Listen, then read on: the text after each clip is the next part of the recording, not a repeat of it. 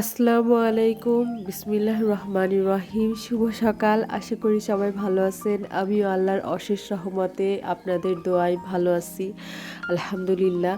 তো আজকে আমি সকাল থেকেই আমার ব্লগটা শুরু করলাম। তো সবার প্রথমেই বলবো যে মেয়েরা ঘর গোছাতে অনেক বেশি পছন্দ করে, আর ঘর সাজায় রাখতে মেয়েরা অনেক পছন্দ করে। তো কবি কিন্তু আমরা সবাই হয়তো নিমগাছ কবিতা বা গল্প যাই বলেন আমরা পড়ছি। কবি কিন্তু সেখানে মেয়েদেরকে নিম গাছের সাথে তুলনা করছে, আর আমরা সবাই জানি নিম গাছ অনেক উপকারী। কবি সেখানে নিম গাছের অনেক উপকারিতা সম্পর্কেও বলছে। তো সেখানে মেয়েদেরকে যখন তুলনা করা হয়েছে, তার মধ্যে মেয়েরাও সংসারের লক্ষ্মী বলতে পারেন, বা সংসার পরিচালনার ক্ষেত্রে একটা মেয়ে অনেক গুরুত্বপূর্ণ ভূমিকা পালন করে। তো সেই ক্ষেত্রে আমাদের আসলে সংসারের ওপর অনেক বড় অবদান আছে, বাট আমাদেরই কাজে যখন একটু এদিক ওদিক হয়, তখন অবশ্যই মানুষ আমাদের কথাও শোনায়। তবুও আমরা কিন্তু থেমে থাকি না, সংসারের কাজগুলো নিজে হাতেই সামলাই। তো ঘর ঝাড় দিলাম, তারপরে আমি চলে আসলাম আমার রান্নার কাজে। আর রান্নার কাজে আজকে আমি অফ ক্যামেরাতেই রান্না করব, কারণ আমার মনে হয় যে সবসময় রান্নার ভিডিও বা রেসিপি দেওয়াটা কেমন দেখায়। তো এর জন্য আমি প্রথমে আমার কি রান্না করবো সেই উপকরণগুলো দেখাই দিলাম। আজকে ভাবতেছি যে বাজার থেকে নিয়ে আসা মাছ, বাইম মাছ, বাটা মাছ, তো মনে হলো যে বাটা মাছ দিয়ে আমি রান্না করি। যে তো মনে হলো বাটা মাছ দিয়ে বেগুন আলু দিয়ে চচ্চড়ি করি, সেটা অনেক খেতে ভালো লাগবে। তো তাই, আর ফুলকপি ছিল, ফুলকপি বললাম ভাজি করি। তো এখানে আমি অফ ক্যামেরাতে রান্না অলরেডি করে নিছি, আপনারা দেখতেই পাচ্ছেন।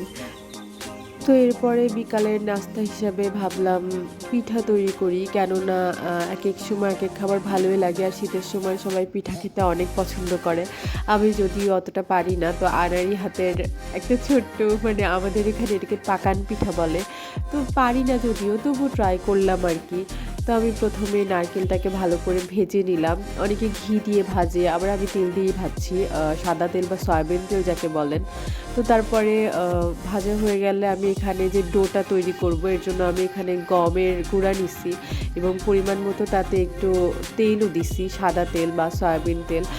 আর হচ্ছে তারপরে পরিমাণ মতো পানি দিছি আর কি। এখন পানি যে আপনারা নিজেদের আন্দাজ মতো দিবেন, পরিমাণ মতো দিবেন। হালকা প্রথমেই যে একবারে সব ঢেলে দিবেন তাহলে তো আর হবে না, না দেখা যাচ্ছে আমরা জানি না কতটুকু পানি প্রয়োজন, তবু আমরা দিয়ে দিই অনেকটা। তো হালকা হালকা করে দিয়ে আর কি ডোটা মাখাইছি। তো ডোটা তৈরি হওয়ার পরে আমি ডোটা কিন্তু ভালো করে মুথে নেওয়া লাগবে। তো আমি ভালো করে ডোটা যতটুকু পারি করছি আর কি। তারপরে আমি রুটি বানিয়ে নিলাম, অর্থাৎ পাকান পিঠা তৈরি করতে রুটি তো অবশ্যই লাগবে, রুটির ওপরেই তো আমি নারকেলগুলো দিব আর কি। তো যে পুরটা, নারকেলের যে পুরটা, সেটা দিব আর কি। তো আমি হচ্ছে রুটির তৈরি করার পরে রুটির ভেতরে একটু একটু করে নারকেলের পুর দিয়ে দিলাম।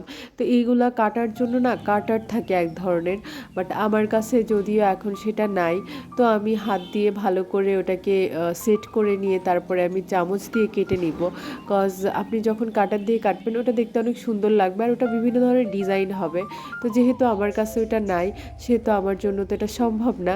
তাই আমি এটাকে নিজের হাত দিয়েই সেট করতেছি। করার পরে আমি এটাকে চামচ দিয়ে কেটে এই যে অনেকটা আকার এমন এসেছে। তো আমি তারপরে এগুলাকে গরম তেলে ছেড়ে দিব। ছেড়ে দিয়ে আমি এগুলাকে ভালো করে ভেজে নিব। ওইটা যতক্ষণ না হালকা হালকা লালচে একটা ভাব আসবে ততক্ষণ আমি তুলবো না। তো ভালো করে ভাজা হয়ে গেলে দেন আমি ওটাকে তুলে নিব। তো আমি এখানে ভাজা অলরেডি শুরু করে দিয়েছি। আমি পিঠা ভাজতে ভাজতে আপনারা অবশ্যই আমার চ্যানেলকে সাবস্ক্রাইব করে দিবেন, লাইক দিবেন, কমেন্ট করবেন, অবশ্যই শেয়ার করবেন।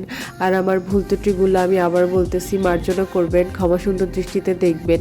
তো এই তো আমার পিঠার মধ্যে অলরেডি লালচে একটা ভাব চলে এসেছে। তো আমি এরপরে এগুলাকে তুলে নিব। তো পিঠা কিন্তু সবাই একসাথে খেতেই ভালো লাগে, তো আমরা সবাই একসাথেই খাবো, এর জন্যই তৈরি করা। তো আল্লাহ হাফেজ, আজকের মতো এখানেই শেষ, সবাই ভালো থাকবেন।